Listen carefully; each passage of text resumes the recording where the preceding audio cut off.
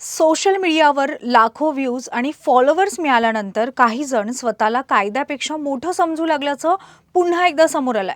मी reel star आहे, माझी गाडी टोल नाक्यावर का अडवली असा मुद्दाम सवाल करत प्रसिद्ध कंटेंट क्रिएटर महेश मोटे यांनी मुंबई पंढरपूर महामार्गावरील टोल नाक्यावर चांगलाच गोंधळ घातल्याचा व्हिडिओ सध्या सोशल मीडियावर जोरदार व्हायरल झालाय.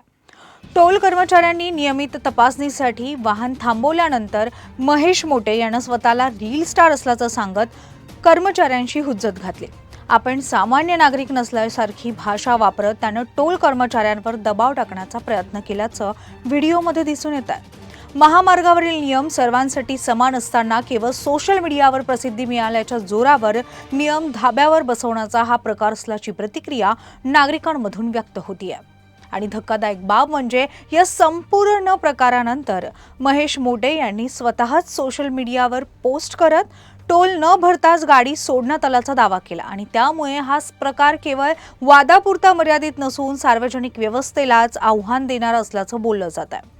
या व्हिडिओनंतर सोशल मीडियावर संतप्त प्रतिक्रिया उमटत असून सामान्य नागरिकांसाठी एक नियम आणि रील स्टारसाठी दुसरा नियम का असा सवाल उपस्थित केला जातोय. अनेकांनी महेश मोटेवर कठोर कारवाई करण्याची मागणी केली आहे.